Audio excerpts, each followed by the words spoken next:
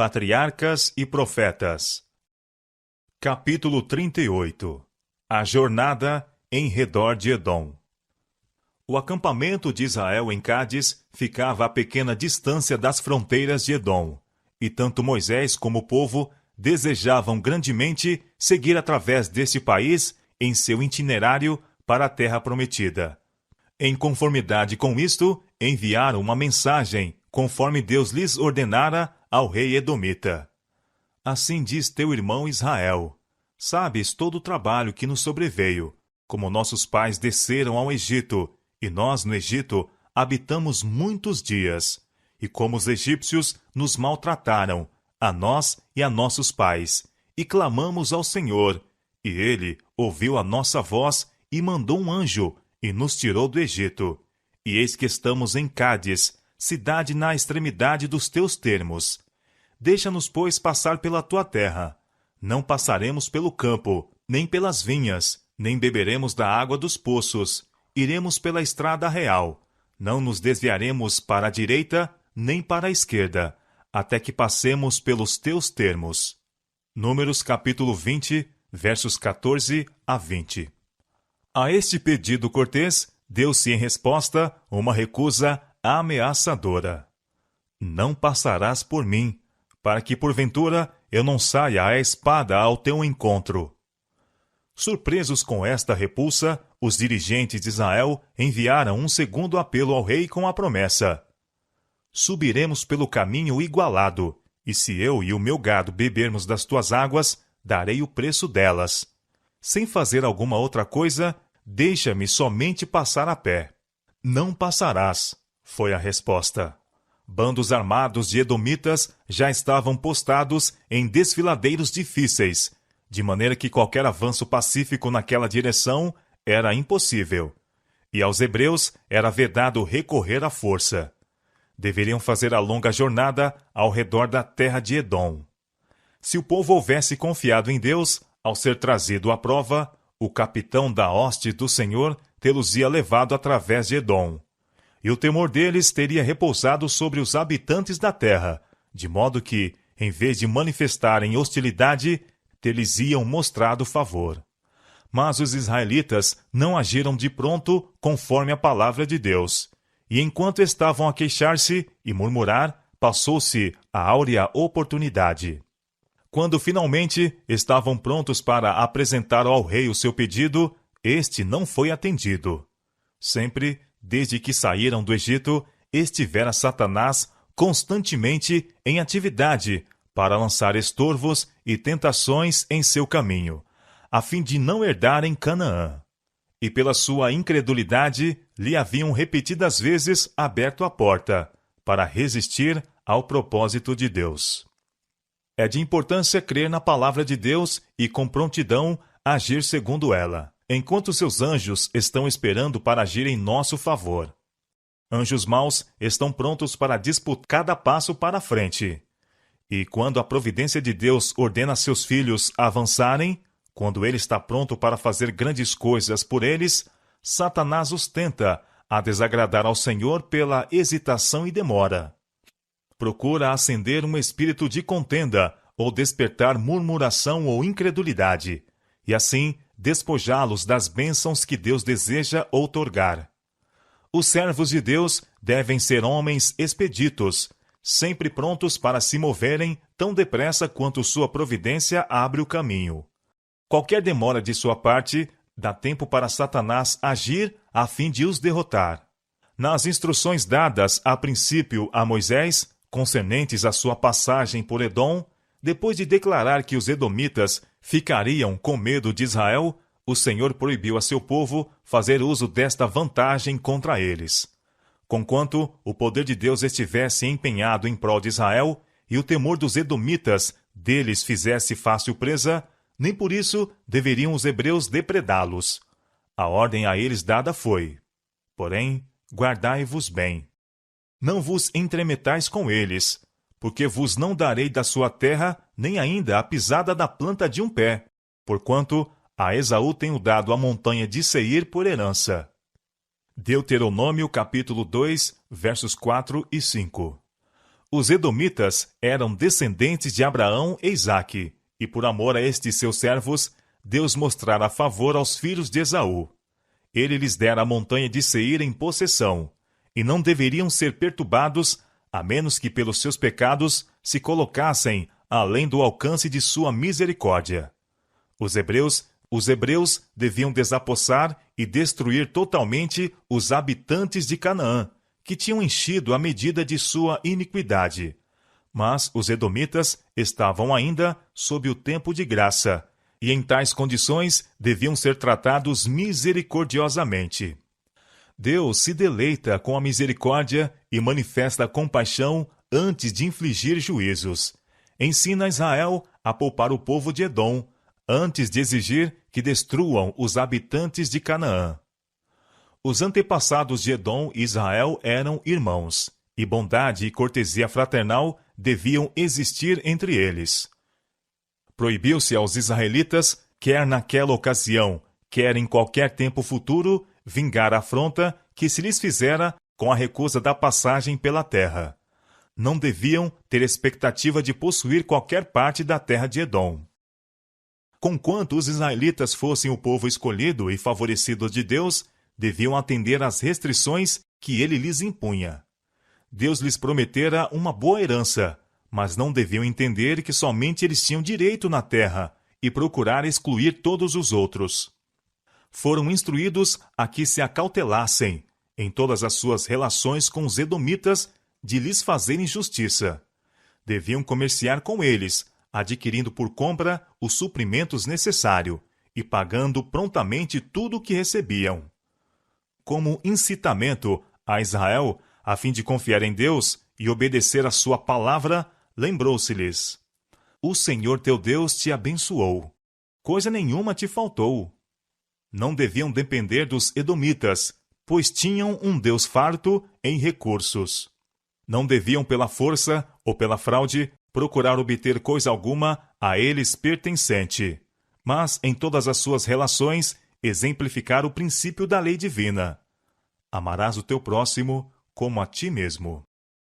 Houvessem eles desta maneira passado por Edom, como fora propósito de Deus, a passagem ter-se-ia mostrado ser uma bênção, mas não somente para eles mesmos, mas também aos habitantes da terra, pois lhes teria dado oportunidade de familiarizar-se com o povo de Deus e seu culto, e testemunhar como o Deus de Jacó prosperou aqueles que o amavam e temiam.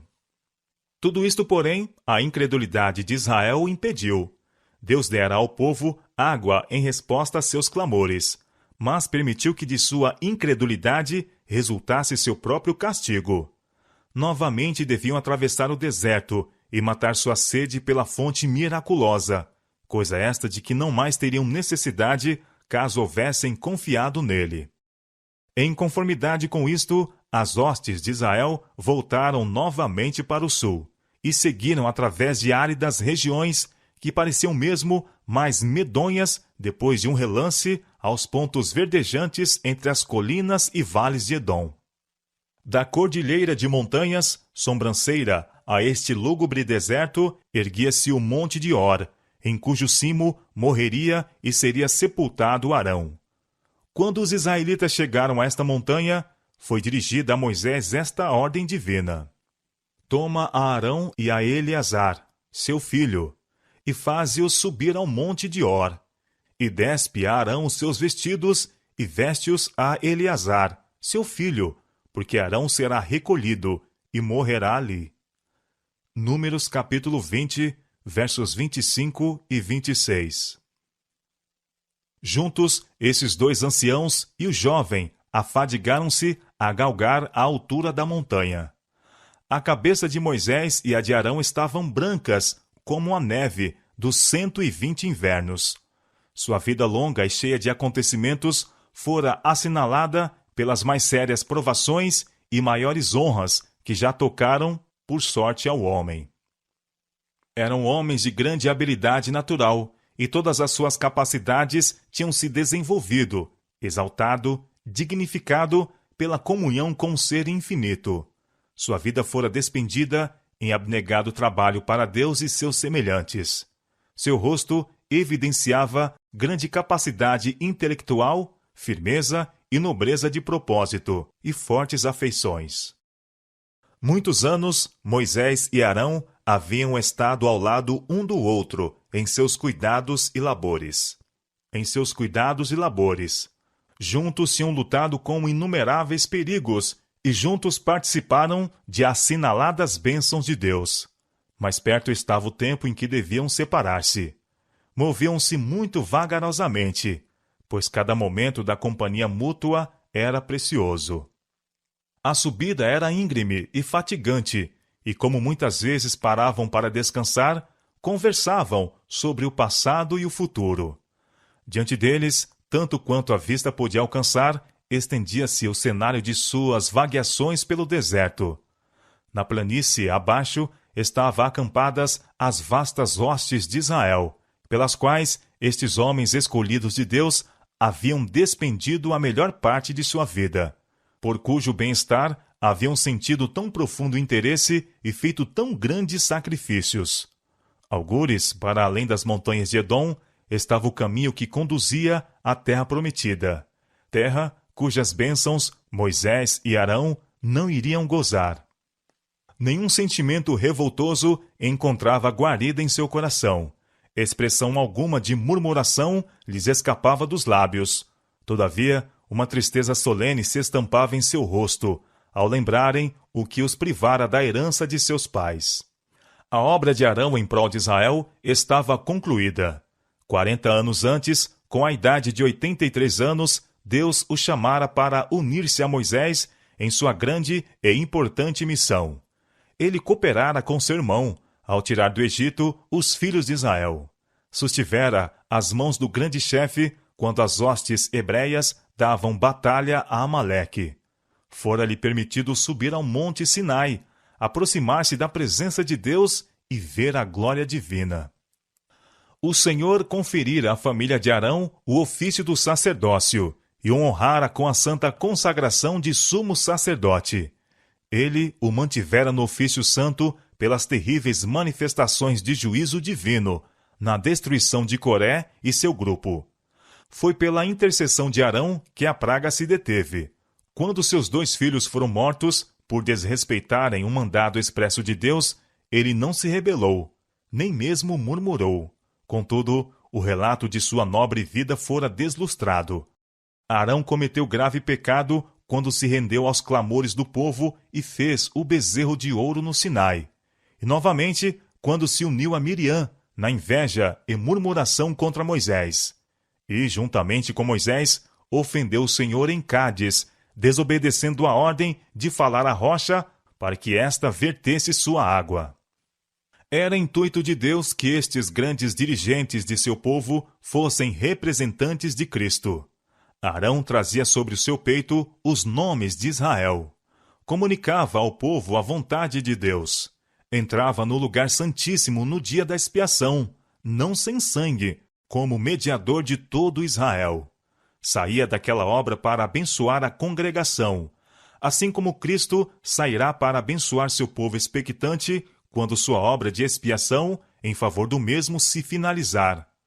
Foi o caráter exaltado daquele sagrado ofício, como representante de nosso grande sumo sacerdote, que tornou o pecado de Arão em Cádiz de tamanha magnitude. Com profunda tristeza, Moisés removeu de Arão as santas vestes e as pôs sobre Eleazar, que assim se tornou seu sucessor por determinação divina. Pelo seu pecado em Cádiz, foi proibido a Arão o privilégio de oficiar como sumo sacerdote de Deus em Cádiz, de oferecer o primeiro sacrifício na boa terra, e assim consagrar a herança de Israel. Moisés devia continuar a arrostar o seu cargo, guiando o povo até as bordas de Canaã. Devia ele chegar até onde poderia avistar a terra prometida, mas ali não deveria entrar. Houvessem esses servos de Deus, quando se achavam perante a rocha em Cádiz, resistido sem murmurar, a prova que ali lhe sobreveio, quão diferentes lhes teria sido o futuro. Um mau ato jamais pode ser desfeito. Pode ser que o trabalho de uma vida inteira não recupere o que se perdeu em um simples momento de tentação ou mesmo de inadvertência. A ausência no acampamento dos dois grandes chefes e o haverem sido acompanhados por Eleazar, o qual sabia-se deveria ser o sucessor de Arão no sagrado ofício, despertaram sentimentos de apreensão e sua volta era ansiosamente esperada. Ao olhar o povo em redor de si, para sua vasta congregação, viram que quase todos os adultos que saíram do Egito haviam perecido no deserto. Todos sentiram um mau presságio ao lembrarem-se da sentença pronunciada contra Moisés e Arão. Alguns estavam cientes do objetivo daquela jornada misteriosa ao cume do Monte de Or, e sua solicitude para com os chefes aumentava em virtude de amarguradas lembranças e acusações contra si mesmos. As formas de Moisés e Eleazar foram finalmente divisadas, descendo vagarosamente a encosta da montanha. Mas Arão não estava com eles. Sobre Eleazar estavam os trajes sacerdotais, mostrando o que havia sucedido a seu pai no ofício sagrado. Quando o povo, com o coração pesaroso, se reuniu em torno de seu chefe, Moisés lhes disse que Arão morrera em seus braços, sobre o monte Or, e que eles o sepultaram ali. A congregação rompeu em pranto e lamentação, pois todos amavam Arão, embora lhe houvessem tantas vezes causado tristeza. Choraram a Arão 30 dias, isto é, toda a casa de Israel. Números capítulo 20, verso 29. Com respeito ao sepultamento do sumo sacerdote de Israel, as Escrituras dão apenas este simples relato. Ali faleceu Arão, e ali foi sepultado. Deuteronômio, capítulo 10, verso 6. Em que notável contraste com os costumes dos tempos atuais se acha este enterro, efetuado conforme o mandado expresso de Deus.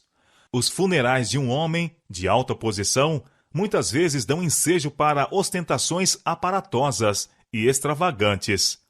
Quando Arão morreu, sendo ele um dos mais ilustres homens que já viveram, houve apenas 2 de seus mais chegados amigos para lhe testemunharem a morte e cuidar de seu enterro. E aquela sepultura solitária sobre o monte de Or esteve para sempre oculta das vistas de Israel.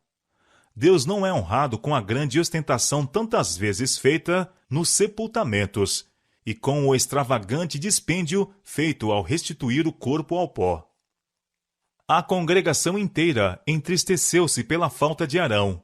No entanto, não poderia sentir essa perda tão intensamente como Moisés. A morte de Arão forçosamente lembrou a Moisés que seu fim estava próximo.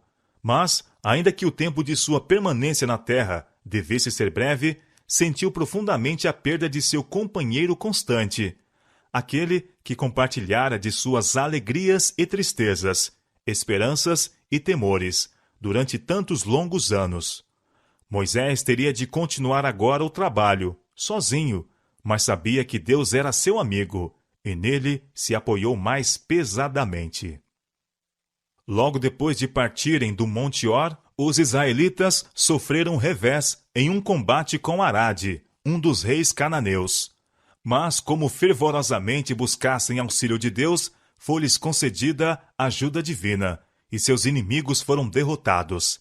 Esta vitória, em vez de inspirar gratidão ao povo e levá-lo a sentir sua dependência de Deus, tornou-os jactanciosos e presunçosos. Logo, caíram no velho hábito de murmurar. Estavam agora descontentes, porque aos exércitos de Israel não fora permitido avançar contra Canaã imediatamente depois de sua rebelião por motivo dos relatos dos espias, quase 40 anos antes. Declararam ser sua longa peregrinação pelo deserto uma demora desnecessária, raciocinando que poderiam ter vencido seus inimigos tão facilmente outrora como então. Continuando sua jornada em direção ao sul, estendia-se seu itinerário através de um vale quente, arenoso, destituído de sombra ou vegetação. O caminho parecia longo e difícil, e sofriam cansaço e sede. De novo, não puderam suportar a prova de sua fé e paciência. Ocupando-se continuamente com o lado tenebroso de suas experiências, separaram-se mais e mais de Deus. Perderam de vista que, caso não houvessem murmurado quando cessou a água em Cádiz, ter-lhes-ia sido poupada a jornada em redor de Edom. Deus tivera o propósito de melhores coisas para eles. Deviam ter-se-lhes enchido de gratidão o coração para com ele, por haver-lhes punido de modo tão leve o pecado. Lisonjeavam-se de que, se Deus e Moisés não houvessem intervido, poderiam agora estar de posse da terra prometida. Depois de trazerem sobre si dificuldades, tornando sua sorte muito mais rigorosa do que era intuito de Deus, a ele atribuíram todos os seus infortúnios. Assim alimentavam amargos pensamentos com relação ao seu trato para com eles. E finalmente ficaram descontentes com tudo. O Egito parecia-lhes brilhante e mais desejável do que a liberdade, do que a terra para a qual Deus os estava guiando. Condescendendo os israelitas com o espírito de descontentamento, dispuseram-se para achar defeitos, mesmo em suas bênçãos. E o povo falou contra Deus e contra Moisés. Por que nos fizeste subir do Egito, para que morrêssemos neste deserto? Pois nem pão nem água há, e a nossa alma tem fastio desse pão tão vil. Números capítulo 21, verso 5. Moisés apresentou com fidelidade ao povo o grande pecado deles. Fora o poder de Deus apenas que os preservara naquele grande e terrível deserto de serpentes ardentes e de escorpiões e de secura, em que não havia água. Deuteronômio capítulo 8, verso 15. Em cada dia das suas viagens, tinham sido guardados por um milagre da misericórdia divina. Em todo o caminho, sob a guia de Deus, tinham encontrado água para refrescar os sedentos, pão do céu para satisfazer a fome, e paz e segurança debaixo da nuvem que dava sombra durante o dia, e debaixo da coluna de fogo à noite. Anjos lhes haviam ministrado enquanto ascendiam as culminâncias rochosas ou desfilavam pelas ásperas sendas do deserto.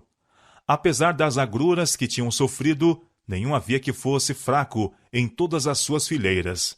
Seus pés não se haviam inchado nas longas jornadas, tampouco se lhes envelheceu a roupa. Deus subjugara diante deles as feras rapinantes e os répteis venenosos da floresta e do deserto. Se com todos estes sinais de seu amor o povo ainda continuasse a queixar-se, o Senhor retiraria sua proteção, até que fossem levados a apreciar seu misericordioso cuidado e a voltar-se para ele com arrependimento e humilhação. Porque tivessem sido escudados pelo poder divino, não se compenetraram dos incontáveis perigos de que se achavam continuamente rodeados. Em sua ingratidão e incredulidade, haviam desejado a morte, e agora o Senhor permitiu que esta viesse para eles. As serpentes venenosas que infestavam o deserto foram chamadas serpentes ardentes, por causa dos terríveis efeitos produzidos por sua mordedura, que causava inflamação violenta e morte rápida. Rompendo-se de Israel a mão protetora de Deus, grande número de pessoas foram atacadas por esses animais venenosos. Houve então terror e confusão por todo o acampamento. Em quase cada tenda havia moribundos ou mortos. Ninguém estava livre. Muitas vezes, o silêncio da noite era interrompido por gritos penetrantes que significavam novas vítimas. Todos estavam ocupados em tratar dos sofredores, ou esforçando-se com um cuidado torturante para proteger os que ainda não tinham sido picados. Nenhuma murmuração escapava agora de seus lábios. Comparados com seu sofrimento presente, as dificuldades e provações anteriores pareciam indignas de qualquer consideração. O povo humilhou-se agora perante Deus. Vieram a Moisés com suas confissões e rogos. Havemos pecado, disseram, porquanto temos falado contra o Senhor e contra ti. Números capítulo 21, verso 7. Pouco antes, haviam-no acusado de ser o seu pior inimigo, a causa de todas as suas angústias e aflições. Mas sabiam que a acusação era falsa, mesmo quando as palavras estavam em seus lábios. E, mal chegar à dificuldade real, correram para ele como o único que poderia interceder junto a Deus por eles. Ora ao Senhor, clamaram, que tire de nós estas serpentes. Foi divinamente ordenado a Moisés fazer uma serpente de metal, assemelhando-se a serpentes vivas, e erguê-la entre o povo. Para esta, todos os que haviam sido feridos deviam olhar, e encontrariam um alívio. Ele assim fez, e repercutiu por todo o acampamento a alegre notícia de que todos os que houvessem sido mordidos poderiam olhar para a serpente de metal e viver. Muitos já haviam morrido, e quando Moisés ergueu a serpente sobre a haste, alguns não queriam crer que meramente olhar para a figura de metal os curaria. Estes pereceram em sua incredulidade. Muitos havia, contudo, que tinham fé no meio que Deus provera. Pais, mães, irmãos e irmãs estavam ansiosamente empenhados em ajudar amigos sofredores e moribundos a fixar na serpente seus desfalecidos olhares. Se estes, embora abatidos e moribundos, tão somente pudessem olhar uma vez, eram perfeitamente restabelecidos. O povo bem sabia que na serpente de metal não havia poder para causar tal mudança nos que a contemplavam. A virtude curadora provinha de Deus tão somente. Em sua sabedoria, escolheu ele este meio de demonstrar seu poder. Por esta maneira simples, o povo foi levado a reconhecer que aquele mal lhes fora acarretado por seus pecados. Foi-lhes também afirmado que, enquanto obedecessem a Deus, não tinham motivo para temer, pois ele os preservaria.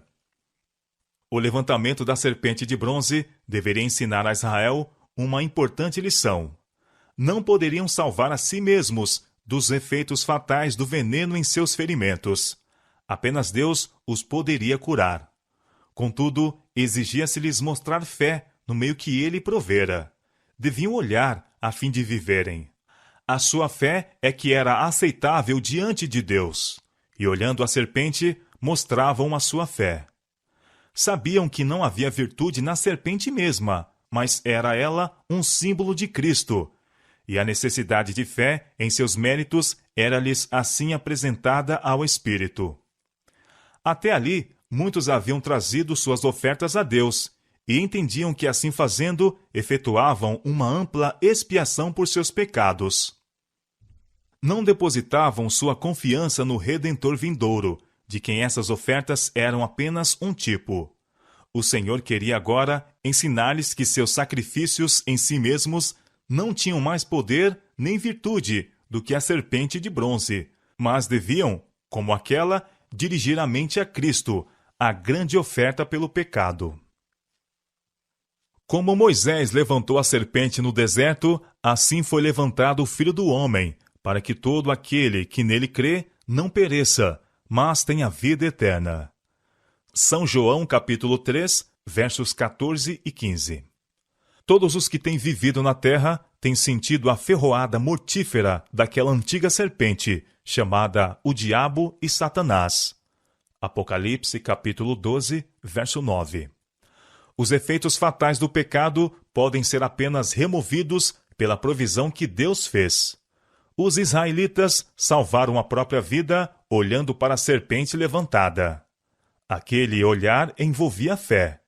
Viviam porque acreditavam na palavra de Deus e confiavam no meio provido para o seu restabelecimento. Assim o pecador pode olhar a Cristo e viver. Recebe perdão pela fé no sacrifício expiatório. Dessemelhantemente ao símbolo inerte e inanimado, Cristo tem poder e virtude em si mesmo para curar o pecador arrependido. Conquanto o pecador não possa salvar-se a si próprio, tem algo que fazer para conseguir a salvação. O que vem a mim, disse Cristo, de maneira nenhuma o lançarei fora. São João capítulo 6, verso 37. Mas devemos ir a ele, e quando nos arrependemos de nossos pecados, devemos crer que ele nos aceita e perdoa. A fé é dom de Deus, mas a faculdade de exercê-la é nossa. A fé é a mão pela qual a alma se apodera das ofertas divinas de graça e misericórdia. Nada além da justiça de Cristo pode dar-nos direito às bênçãos do concerto da graça.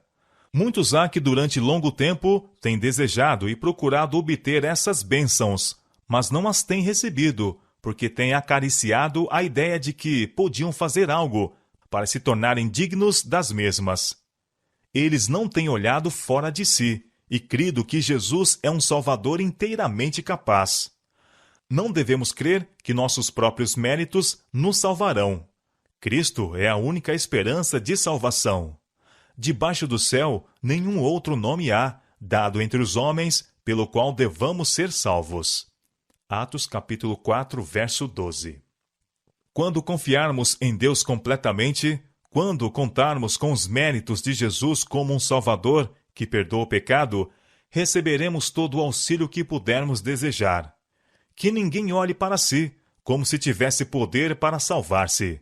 Jesus por nós morreu porque éramos impotentes para fazer isso. Nele está nossa esperança, nossa justificação, nossa justiça. Quando vemos nossa pecaminosidade, não devemos desalentar-nos e recear que não temos Salvador, ou que ele não tem pensamentos de misericórdia para conosco. Nessa mesma ocasião, convidando-nos para chegar a si, em nosso desamparo, e sermos salvos. Muitos dos israelitas não reconheceram o auxílio no remédio que o céu havia indicado.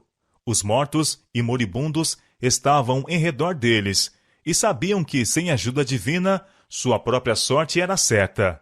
Mas continuavam a lamentar seus ferimentos, suas dores, sua morte certa, até que lhes desaparecia a força e os olhos ficavam embaciados, quando poderiam ter tido cura instantânea. Se temos consciência de nossas necessidades, não devemos empregar nossas forças em lamentação por causa delas. Conquanto não compenetremos de nossa condição de desamparo, sem Cristo, não devemos entregar-nos ao desânimo, mas confiar nos méritos de um Salvador crucificado e ressuscitado. Olhai e vivei. Jesus empenhou sua palavra. Ele salvará todos os que a ele se chegarem. Embora milhões que necessitam ser curados rejeitem sua misericórdia que é oferecida, nenhum dos que confiam em seus méritos será deixado a perecer. Muitos não querem aceitar a Cristo antes que lhes fique claro todo o mistério do plano da salvação. Recusam o olhar da fé, embora vejam que milhares têm olhado para a cruz de Cristo e sentido a eficácia desse olhar. Muitos vagueiam nos labirintos da filosofia, em busca de razões e provas que nunca encontrarão, ao mesmo tempo que rejeitam as provas que Deus foi servido dar-lhes.